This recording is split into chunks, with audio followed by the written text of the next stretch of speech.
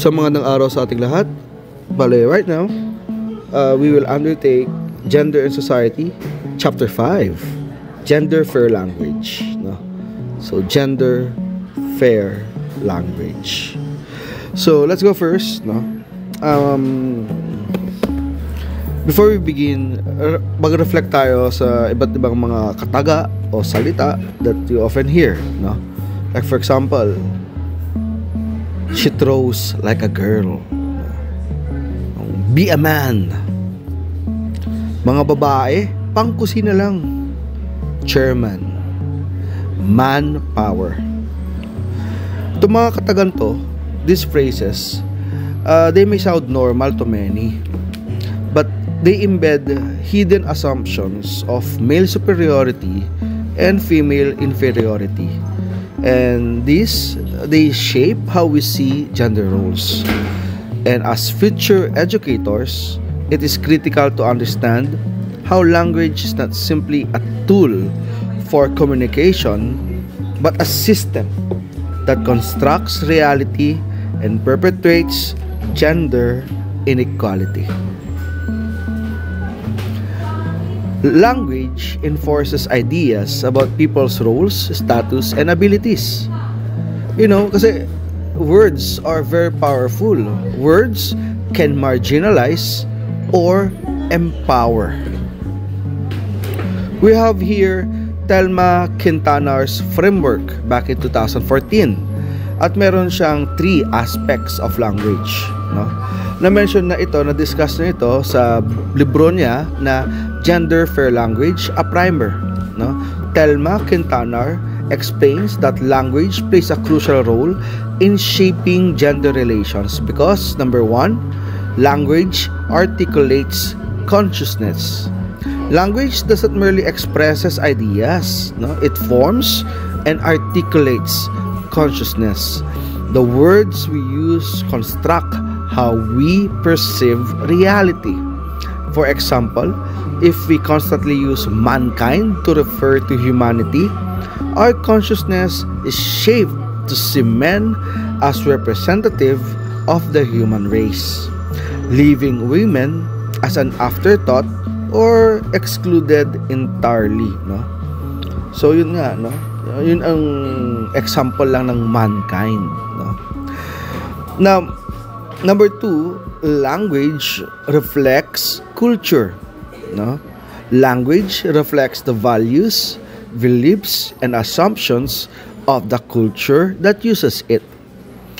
In Philippine culture, phrases like kababae mong tao, no? For women behaving outside gender norms, it revealed that language mirrors cultural expectations of modesty and submissiveness for women. And third, no? Language affects socialization. Language is a powerful agent in socializing individuals into gendered roles. The words, phrases, and labels used in daily life teach children what is expected of them. For example, when girls are called mainhin as phrase, while boys are called matapang, no? They internalize these traits as gender norms, shaping their behaviors and self-concept throughout life. Napag-usapan naman natin ng violations of gender fair language, no? Kasi marami din tayong napapansin, no? Unfortunately, no?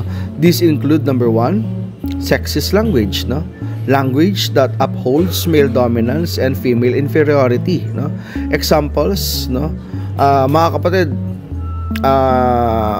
inuulit ko na, these are only provided for academic illustrations and these are not condoned, no? Actually, hindi tayo naniniwala dito, pero syempre we're talking about this for academic illustration only, no? So okay, unang example, no? Yung slut versus playboy, no? 'Di ba? The former is derogatory, the latter is often glorified, but they do talk of the same behavior no, sexual promiscuity, no. And also another example here, no, is hysterical, no, used to belittle women's emotions, no. So if one expresses emotions, one also shows na na you're hysterical, no. It is from hystera, no. It's a Greek for womb, no. Number 2, we have the invisibilization of women, no, assuming men represent humanity while women are others, no. Example dito, no, in legal or academic writing, he, yun yung default na pronoun na ginagamit natin, no, sa mga formal documents, no. But you know, if you analyze it, it erases female existence. Third one is the trivialization of women, no, using diminutive or patronizing terms, no. For example, you call a person lady doctor or female engineer, diba? So ang atin dito, do you assume that the default doctor or engineer is male, no? So yun, no? So bakit kailangan pa ng lady doctor or female engineer? You could just simply call them doctor or engineer, right? O yung female driver, no? Why not driver, di ba? Number 4, fostering unequal gender relationships. Number 4, fostering unequal gender relationships. Expressions positioning women as subordinates, no? Example, no? Man and wife in tawag, no, instead of husband and wife, no. It's like you're implying the man's role is personhood while yung woman's role is merely relational, no. And 5, last but not the least, we have gender polarization, no, attributing gendered adjectives to maintain stereotypes, no. So example dito yung Dove Real Beauty, no, commercials noong 2013, no. So it revealed that women often describe themselves with negative adjectives, no, for fat, wrinkled, mga ganun, no. And compared to how others describe them, no, with the kind eyes or pwede rin warm smile, no, yung mga ganun, no, showing internalized gendered beauty standards shaped by language. Surprisingly, no, if we will analyze the Filipino language, no, it is largely gender neutral, especially in our pronouns, no. We have siya, no. Siya could mean both he or she, no. Kapatid, it could mean to either brother or sister. And of course, asawa, no. Asawa could either mean husband or wife, no. So kita natin, wow, it's very gender neutral, no. However, culture embeds sexist connotations even within gender neutral words, no. For example, ito, may asawa ka na ba, no. But this is often asked only to women, no, as an indicator of worth or respectability, no. Men rarely face this same evaluative question, no. In addition, colonial and religious influences created gendered expectations in language, no. Makita natin dito yung Mara Clara, no. It became shorthand for demure, silent femininity, setting standards for, you know, what you call as proper, sabi nila, proper womanhood in Filipino discourse. Naming confers recognition and power, no. Feminist theory highlights that issues without names remain invisible. Kapag wala siyang pangalan, hindi siya problema, 'di ba? So parang ganun, no. For example dito mayroon tayo si Betty Friedan noong 1963, no, The Feminine Mystic, no. She described domestic oppression as the problem that has no name because back then domestic oppression, no, wala siyang pangalan. So akala ng mga tao it's normal for husbands to oppress their wives. Wala kasing pangalan na domestic oppression, no. The same goes also with marital rape. Akala kasi ng mga tao nun, it's normal for a husband to force his way towards the wife, no?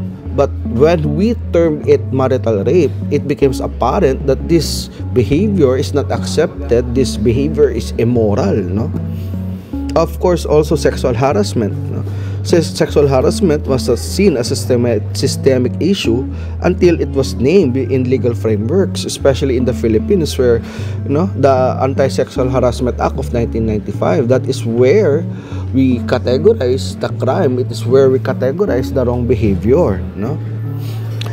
Date rape also. Date rape as a concept revealed that rape can happen within dating relationships, challenging beliefs that it is only committed by strangers, no? So yun, language paved the way for policy changes, no? If we give a term to something, to a behavior that is normally normal, makita natin na we have to rethink our definition of unaccepted behavior. Language does not inherently carry sexism, no? But the meaning arises from cultural usage. For example, malandi. Yung term na malandi, it is used to shame girls for expressing affection or sexuality, no? Boys rarely hear an equivalent condemnation for flirting, no? So, even if we have the same behavior displayed by either women or males, no? If a girl would do it, malandi ka. Pag boys would do it, it's normal. Okay, let's give a more specific behavior, no? For example, si girl, marami siyang ka-text na boys. Malandi ka, marami kang textmate. Diba? Mga ganun, marami kang ka-messenger, no? Pero ang lalaki, pag ginagawa na, it's normal behavior, no? Isn't it, unfair? There's magkaroon tayo ng konting theoretical integration, no? The Sapir-Whorf hypothesis. This hypothesis proposes that language shapes perception and thought. If our language is sexist, it frames how we think about gender roles and normalizes oppression. There are many efforts in the Philippines toward a more gender-fair language, no? We have here Liza Maza calling for the ban on sexist language in all official communication and documents in the House of Representatives, no? They recognize that language influences policy and of course social consciousness. We have here DepEd Order number 32 series of 2017. No, ito yung gender responsive basic education, no? It mandates that gender fair materials and language yun dapat ang ginagamit sa mga classroom natin, no? Ano bang mga examples ng gender fair language, no? For example, the term freshman, no? Why do you use the term freshman? Hindi ba pwede ring mas maganda din na first year students? 'Di ba? Kasi by using the term freshman, parang mga lalaki lang ba ang pwedeng mag-college, no? So parang ganoon. Also have the term chairman, no? Mas maganda dito chairperson, policeman to police officer, manpower. 'Di ba dapat workforce or personnel? O fireman, no? Firefighter, businessman, dapat business person. O ito nga, yung sinabi natin kanina, man and wife. Hindi ba dapat mas maganda ang term ng husband and wife, no? So parang ganon. Now, we're talking about all of these, and ano ang implication nito sa teaching practice? Number one, for classroom communication, no? Use gender-neutral terms in instructions and examples, no? Dapat students should submit their assignment. Students should submit their assignments. This is better than each student must give his assignment. 'Di ba? Sa first kasi na sentence, mas gender neutral. Sa second, medyo may pagka-sexist siya, no? Number 2 naman, learning materials, no? We should review textbooks for sexist language or examples that reinforce stereotypes, no? Pag may nakita tayong mali sa libro, palitan ang libro, no? Or we notify the publisher, so that the next edition, the publisher could publish a more gender neutral book, no? And of course, we should also follow DepEd communication. We follow guidelines ensuring all communication is inclusive and respectful of gender diversity. And the last but not the least, critical language awareness. We should teach students how language influences thought, enabling them to challenge discriminatory expressions, no? It's hard na gawing gender neutral ang mga bagay-bagay, no? Kasi sasabihin ng mga nakagisnan na ang lilit na bagay, ganun-ganun sila, no? But in this simple terms, that is where we realize the full potential of what we want our society to be. And we should understand language is never neutral. As future educators, your words will shape your students' understanding of themselves and of each other. By using gender-fair language, you create a classroom and a society that recognizes the dignity, worth, and equal capacity of all genders. Maraming salamat po.